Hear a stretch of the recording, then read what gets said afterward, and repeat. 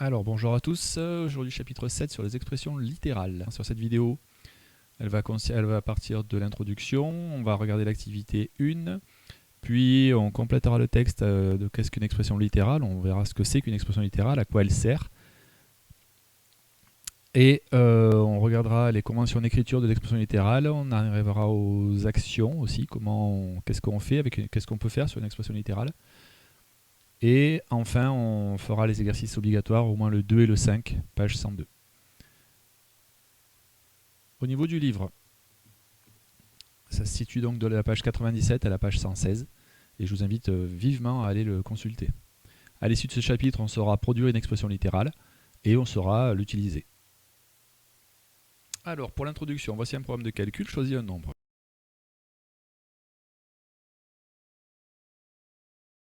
On va prendre, je sais pas moi, 5 par exemple. Ajoute 3, 5 plus 3 égale 8.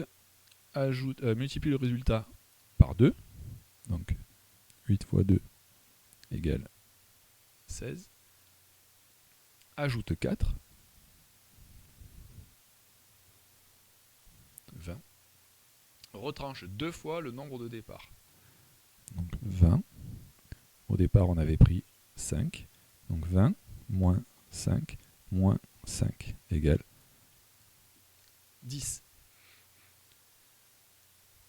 Recommence avec deux autres nombres. Bien.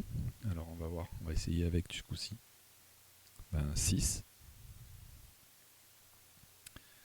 6 plus 3, 9.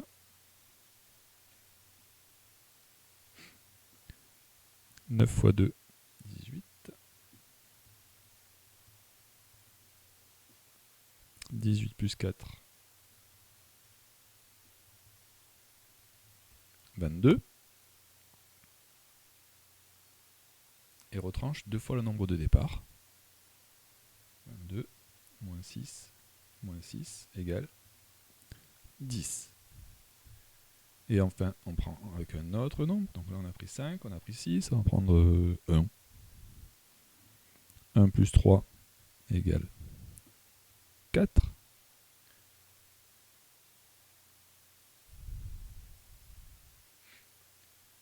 4 fois 2 égale 8. 8 plus 4 égale 12. 12 moins 1 égale 10. Que constates-tu? On constate qu'en fait, à chaque fois, on retrouve 10, 10 et 10. Donc écrire une expression numérique traduisant ce programme pour le nombre que tu as choisi. Alors comment on pourrait faire pour écrire une expression numérique? Donc si je veux mettre tout ce programme sur une seule expression numérique, imaginons que je prenne par exemple, on va prendre avec le premier, le 5. Donc on a mis 5 plus 3.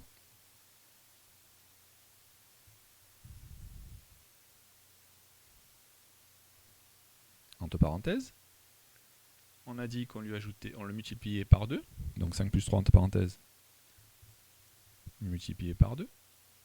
On lui a ajouté 4. Donc plus 4. Je sais que la multiplication est prioritaire, donc c'est le calcul qui va être fait en premier.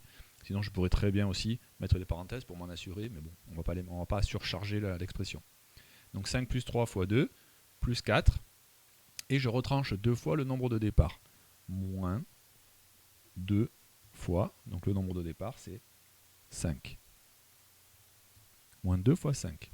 Là, c'est pareil, hein, ma multiplication est prioritaire, donc je vais bien faire ça en premier.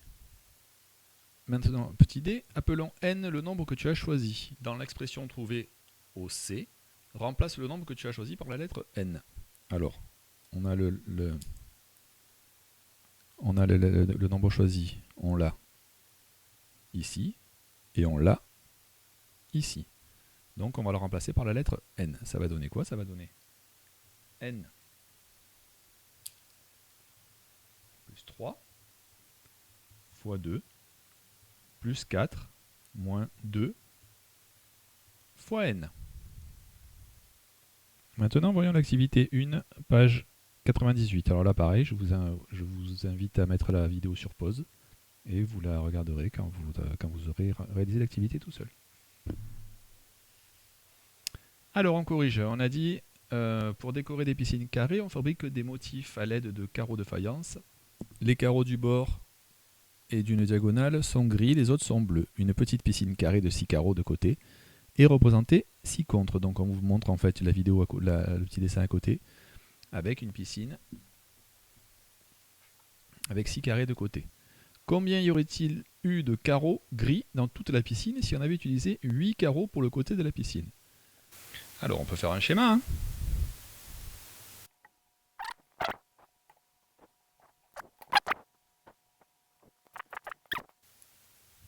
Ça, c'est pour la première piscine. Maintenant, imaginons que je fasse la piscine de 8 carreaux de côté.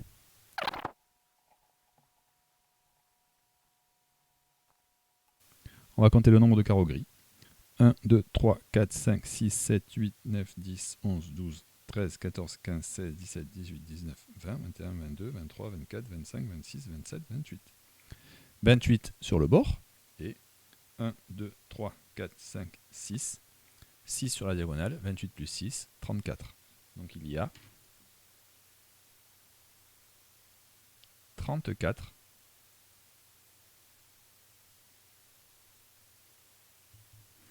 carreaux gris. Si on avait utilisé 15 carreaux gris pour le côté de la piscine, eh bien, on peut dessiner.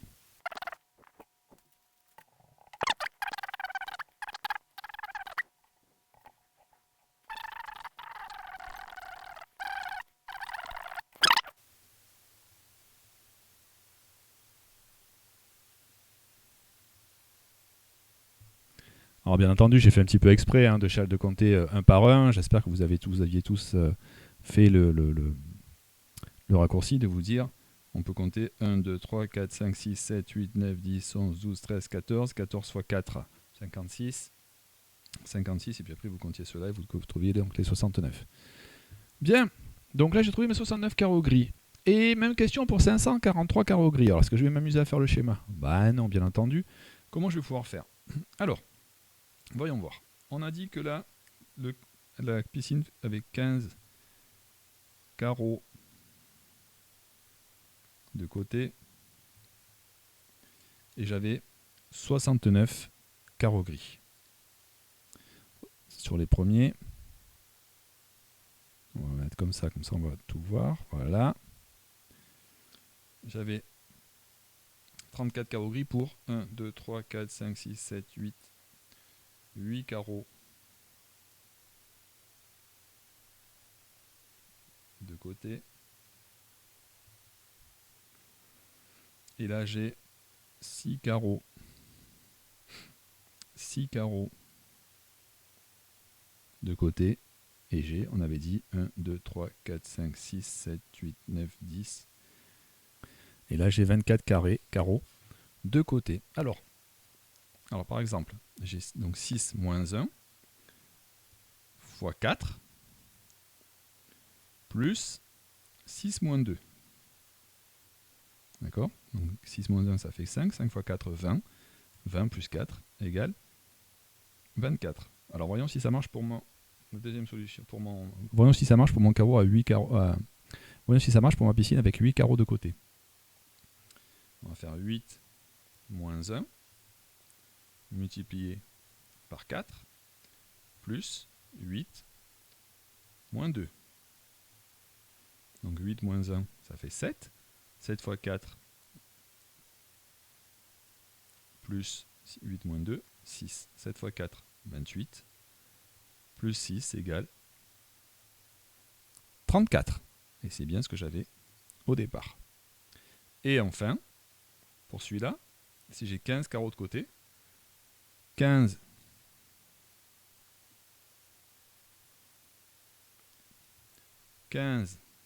moins 1 multiplié par 4 plus 15 moins 2. 15 moins 1, 14 fois 4 plus 13. 14 fois 4, 4 x 4, 16, 4 x 1, 4, 56, plus 13 égale 69. Et c'est bien ce que j'avais au départ. Ok. Bien, donc maintenant, si je reprends la question 3, comment trouver, même question pour 543 carreaux gris, eh bien, je vais tout simplement faire, pour le petit c, 543 moins 1, d'accord, multiplié par 4, plus 543 moins 2. Donc ça va me faire 542 multiplié par 4 plus 541. Donc si je fais le calcul, 542 fois 4, ça fait 2168 plus 541. Et tout ça, c'est égal à 2709. Alors, expliquez comment trouver le nombre total de carreaux gris à utiliser en fonction du nombre de carreaux utilisés pour le côté de la piscine. On va tout simplement faire comme on avait fait pour l'activité d'introduction. On va remplacer le nombre de carreaux par n. n qui sera le nombre de carreaux de la piscine. Donc si je remplace 543 moins 1, enfin 543 par n, ça va me donner n moins 1 multiplié par 4 plus n moins 2. Alors maintenant, Julien, qu'est-ce qu'il dit? Il me dit, sur ma figure, j'ai colorié 316 carreaux en gris. Est-ce possible? Alors, est-ce qu'il est possible d'avoir 316 carreaux en gris? On va voir. Est-ce qu'il y a un nombre n, on a dit, pour lequel n-1 fois 4 plus n-2 égale 316. Si on prend par exemple n égale... on avait quoi? On avait n égale 15. Si on prend pour n égale 15, on avait pour n égale 15 69 carreaux en tout. Donc on va voir pour n égale par exemple 30. Si pour n égale 30, 30 moins 1 multiplié par 4 plus 30 moins 2, c'est égal à donc 29 fois 4 plus 28.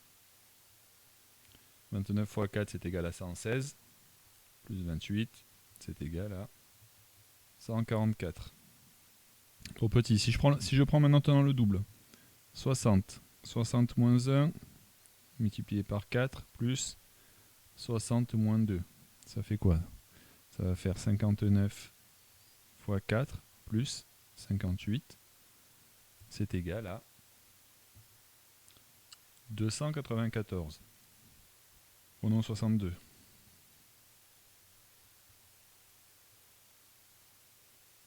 62 moins 1,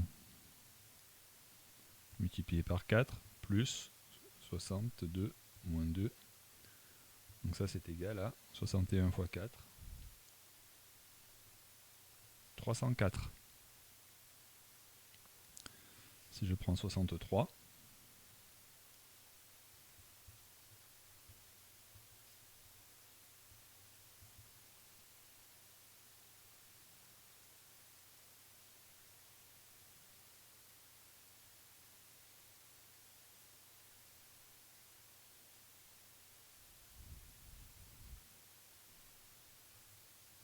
je vais trouver 309. Si je prends 65,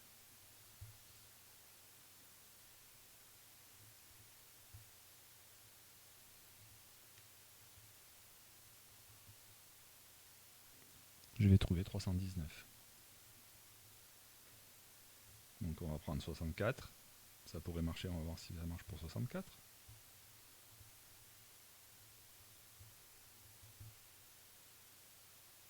Et on trouve 314.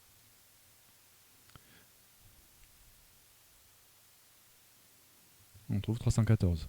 Donc bien entendu, Julien s'est trompé, puisqu'il est impossible qu'il ait colorié 316 carreaux. Alors, cette méthode-là, hein, je vous rassure, Ça, c'est ce qu'on appelle une méthode, ce n'est pas une méthode experte, c'est une méthode de recherche par tâtonnement. Il existe une méthode un peu plus experte que vous apprendrez plus tard, en fin de quatrième, voire même début de troisième, qui vous permettrait de directement trouver la lettre N qui convient pour 316. Bon, nous, on ne la connaît pas encore, donc c'est pour ça que je vous ai amené sur cette version dite par tâtonnement. Alors maintenant, on va voir comment on fait pour produire une expression littérale. Déjà, qu'est-ce qu'on fait? Qu'est-ce que c'est qu'une expression littérale? Qu'est-ce qu'on entend par expression littérale? On avait appris ce que c'était qu'une expression. Une expression, je vous rappelle, c'est un ensemble d'opérations, des additions, des soustractions, etc. C'est ce qu'on appelle une expression. Mais alors, une expression littérale, qu'est-ce que ça veut dire littérale? Littérale, je rappelle, ça vient du mot lettre, tout simplement. Donc ça veut dire quoi? Ça veut dire qu'une expression littérale, ça va être une expression qui va contenir une ou plusieurs lettres. Et alors ces lettres, qu'est-ce qu'elles font? Elles servent à quoi en fait? Tout simplement, elles représentent ce qu'on a vu au début, on a remplacé des nombres par des lettres. Donc les lettres qu'on va retrouver dans une expression littérale, elles vont tout simplement représenter des nombres. Voilà, donc tout simplement ce que je viens de vous dire. Une expression littérale est une expression contenant une ou plusieurs lettres qui représentent des nombres. Elle va servir à écrire une formule, traduire l'énoncé d'un exercice, trouver un nombre inconnu et prouver un résultat. Par exemple, la formule du périmètre d'un cercle, c'est 2 fois R fois pi, ou D fois pi. Donc dans ces deux expressions numériques-là, R, ce qu'on appelle le R, c'est le rayon du cercle, et D, c'est le diamètre, et pi, c'est un nombre invariable. Donc D et R, vous voyez, sont des lettres qui remplacent des nombres. Donc c'est ce que je vous disais, ça permet d'écrire une formule. De la même façon, on obtient la vitesse d'une voiture avec la formule suivante, V égale D sur T, où V représente la vitesse, D représente la distance, et T le temps. Donc là, c'est une formule dans laquelle on a juste à remplacer les lettres D et T par les valeurs numériques, et ça nous permet de trouver la vitesse. Alors au niveau des conventions d'écriture maintenant, donc au niveau des notations, 5 fois 5 égale 5 au carré, on appelle ça 5 au carré, et de même 7 fois 7 fois 7, on dit que c'est égal à 7 puissance 3, on appelle ça aussi 7 au cube, on dit que c'est 7 au cube. On peut faire de même avec les lettres. Par exemple, x fois x est égal à x au carré. D'accord? X puissance 2, on appelle ça x aussi au carré. Et de la même façon, x fois x, c'est égal à x au cube. On appelle ça x au cube. Une expression littérale est une expression contenant une ou plusieurs lettres qui remplacent des nombres. Ça, c'est ce qu'on a dit. Et du coup, par convention, dans une expression littérale, on peut supprimer le signe multiplié. Alors, pas tout le temps, attention, mais il y a des cas dans lesquels on peut le supprimer. Par exemple, entre un nombre et une lettre. Imaginons que j'ai 3 fois x, je vais pouvoir l'écrire 3x, par exemple. Je peux également l'enlever entre deux lettres. X fois y égale xy. Je peux l'enlever avant une parenthèse. Si j'ai 3 fois 4 plus x, je peux l'écrire 3 4 plus x. Et enfin, entre deux séries de parenthèses.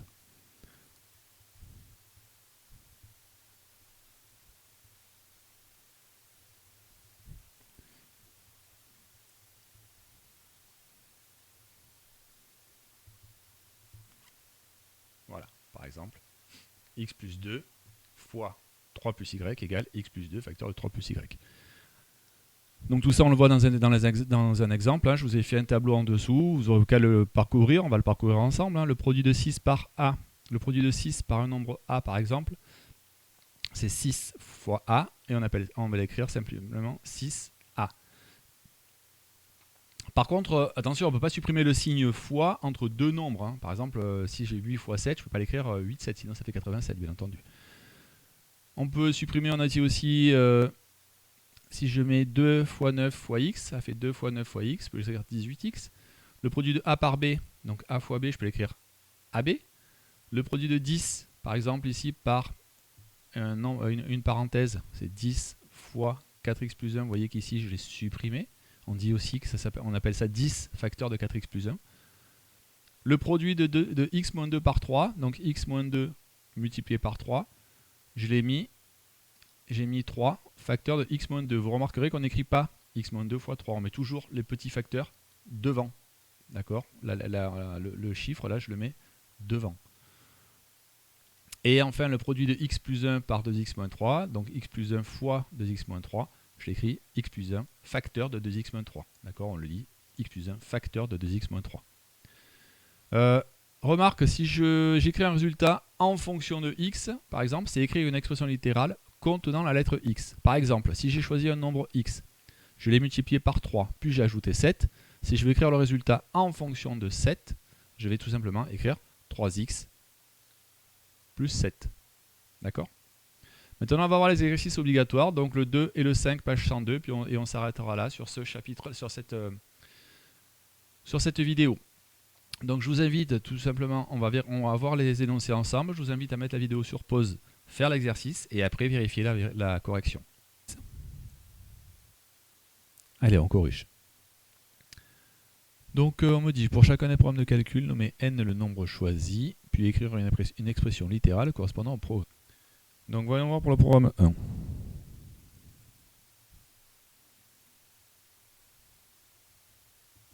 On me demande de choisir un nombre, donc on a dit qu'on l'appelait n. Je choisis mon nombre n et je vais le multiplier par 5. Voilà, et je lui ajoute 4, plus 4.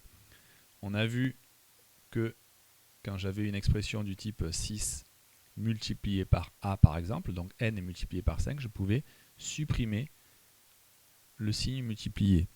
Donc je vais pouvoir écrire 5n.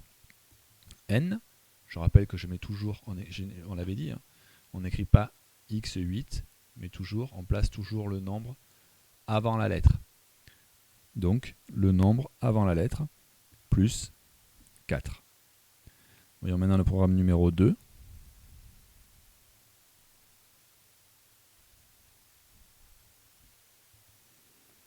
On a choisir un nombre toujours, donc c'est n, ajouter 4, je lui ajoute 4, et je le multiplie par 5. Alors là, pour le coup, par contre, je suis obligé de mettre des parenthèses, puisque c'est cette opération-là que je dois faire en premier. D'accord? On me demande de lui ajouter 4 et après de multiplier par 5. Donc je mets des parenthèses, et je multiplie par 5. On a dit que quand je multipliais un nombre par une parenthèse, je pouvais supprimer supprimer le signe multiplié, et en plus, si je reprends plutôt même celui-là, je n'écris pas les parenthèses et le nombre, mais toujours le nombre avant les parenthèses. Donc, déjà je supprime le multiplié, et j'écris 5 n plus 4. Donc là, ce que j'ai écrit, c'est 5 facteurs de n plus 4.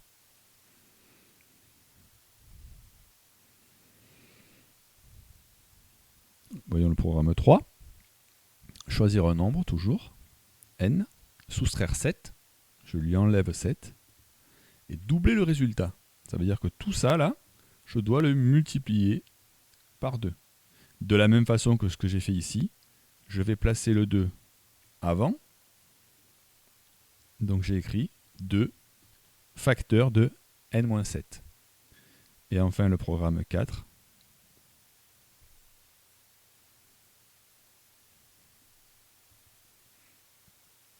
Choisir un nombre, n, calculer son triple, donc n fois 3, et lui soustraire 7, donc n fois 3, moins 7. Je rappelle que la multiplication est prioritaire, donc c'est cette opération-là qui va se faire en premier. Par contre, je rappelle qu'on avait dit, par exemple, x fois 8, on l'écrit 8x. Donc ici, n fois 3, on va l'écrire 3n et moins 7. Voilà pour l'exercice numéro 2. Voyons maintenant l'exercice numéro 5. Écrire la longueur AB en fonction de x. Alors, je vous laisse mettre sur pause et faire l'exercice. Et maintenant, on fait la correction. Alors, qu'est-ce que j'ai? Je vois que AB, pour le premier exercice, pour le petit a, AB, c'est 8 plus x. D'accord? Donc je peux écrire AB égale 8 plus x. Pour le petit b, j'ai AB, qui est égal à quoi? Eh bien, qui est égal à 13 moins X.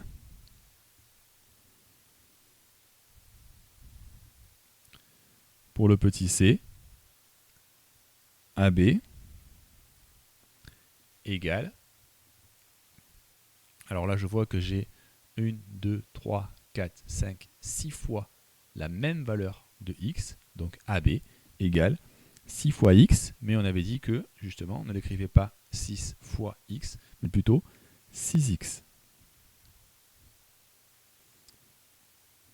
Et enfin le petit d, AB égale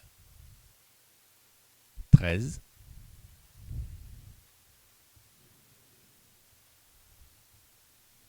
plus x plus x. Donc AB égale à 13 plus 2 fois x. Mais on a dit qu'on ne mettait pas le signe multiplié, donc 13 plus 2x. Et de plus, on avait dit qu'on mettait toujours les x en premier. Donc je vais même écrire AB égale